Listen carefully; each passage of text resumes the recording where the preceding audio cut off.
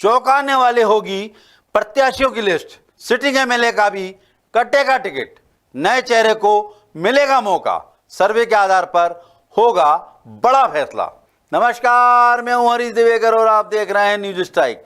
प्रदेश का माहौल बदलने वाला है, दिल की धड़कनें तेज हैं और सांसें थमी हुई। दावेदारों की नजरें टिकी हैं आला कमान के उस फैसले पर जो सियासत का भविष्य तय करने वाले हैं।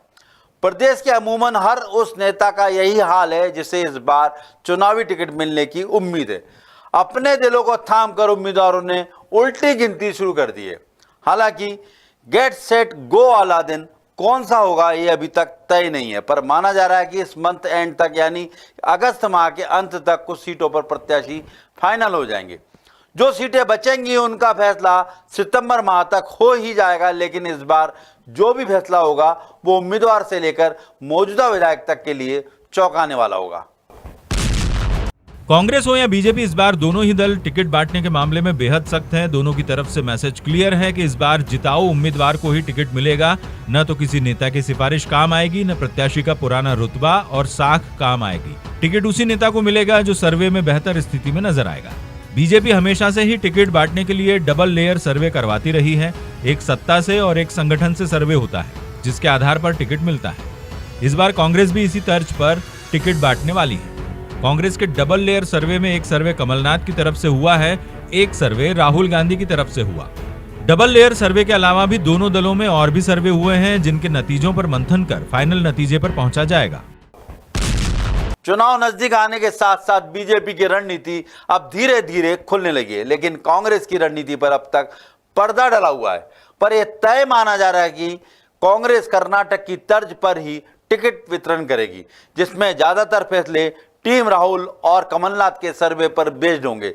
उधर बीजेपी की तैयारी कांग्रेस के छत्रपों को उसी के गढ़ में घेरने की है, तो कांग्रेस ने भी बीजेपी के बड़े नेताओं को उनके गढ़ में समेटने के लिए प्लान तैयार किया। कुछ ऐसी सीटें हैं जो बीजेपी के लिए गले की फांस बनी है। उन सीटों पर फैसला करने के लिए कांग्रेस भी वेट एंड वॉच की स्थिति में है।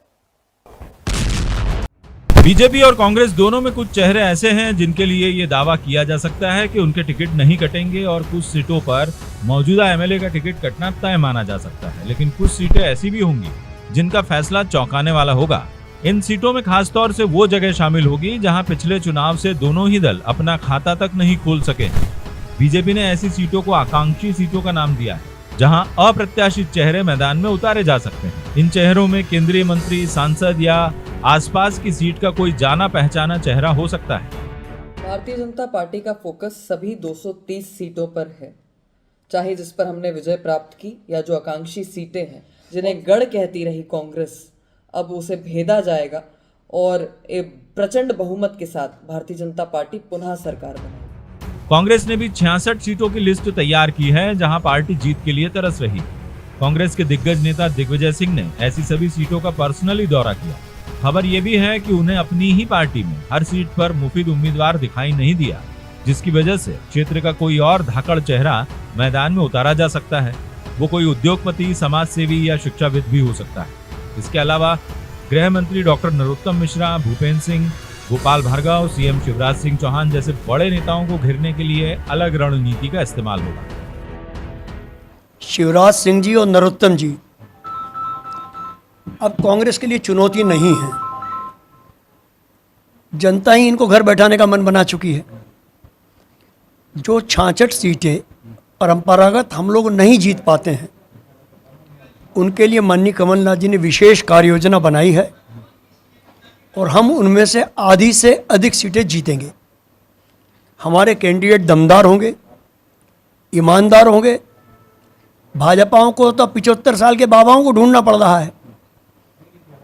इसके पहले जितने भी फार्मूले बनाए, जब आडवाणी जी, मुरली मनोहर जोशी जी को निपटाना हुआ तो 70 का फार्मूला ले आए।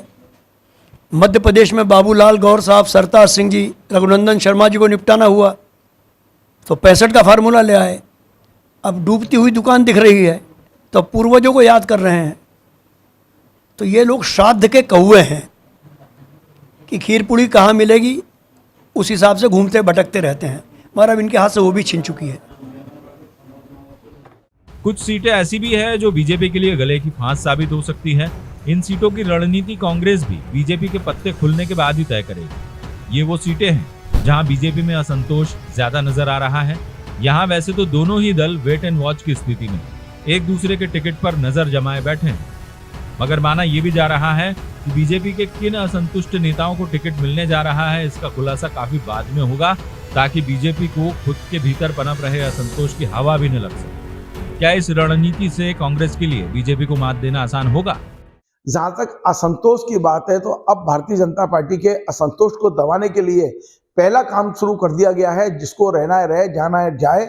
जिस तरह की रणनीति इस बार अमित शाह अपनाने वाले हैं वो साफ साफ है कि वो किसी की चिंता करने वाले नहीं है। वो साफ कह देंगे कि इनको टिकट मिलेगी, इनको नहीं मिलेगी। जो जीतने वाले हैं उन्हें टिकट मिलेगी, हारने वालों को साफ साफ मना कर दिया जाएगा। अब वेट एंड वॉच वाली स्थिति संभवतः बीजेपी में नहीं रहने वाली है। बीजेपी के सारे सूत्र अब अमित शाह के हाथ में हैं, नरेंद्र सिंह तोमर के हाथ में हैं। जिन्हें टिकट नहीं देना है उनको संदेश दे दिया जाएगा और किसी प्रकार का भी ये डर नहीं होगा ये कांग्रेस में जा सकता है, ये निर्दलीय लड़ सकता है। सर्वे पर सर्वे करवा चुकी बीजेपी और कांग्रेस दोनों के लिए ये पैतरे कितने कारगर साबित होंगे, इसका फैसला चुनाव के नतीजों से ही होगा। और इसी से जुड़ा हमारा आज का सवाल है कि टिकट की रेस में बीजेपी पर भारी पड़ेगी कांग्रेस? इस सवाल के 3 ऑप्शन हैं, हाँ, नहीं, पता नहीं। आप हमारे सोशल मीडिया अकाउंट यानी फेसबुक, यूट्यूब, इंस्टाग्राम और ट्विटर पर इसका जवाब दे सकते हैं। पिछली बार हमने आपसे पूछा था कि क्या अपनी जीती हुई सीट छोड़ने के लिए तैयार होंगे बीजेपी के विधायक। इस सवाल के जवाब में 12% ने कहा हाँ, 80% बोले नहीं, 8% बोले पता नहीं। तो अपनी कुर्सी की पेटी बांध लीजिए, पता नहीं कब ऐलान हो जाए और उड़ान भरनी पड़ जाए। लेकिन सुरक्षित लैंडिंग का मौका किसे मिलेगा ये तो मतदाता ही तय करेगा। अभी तो रनवे पर ही दौड़ जारी है ताकि चुनावी विमान में अपनी सीट पक्की हो सके।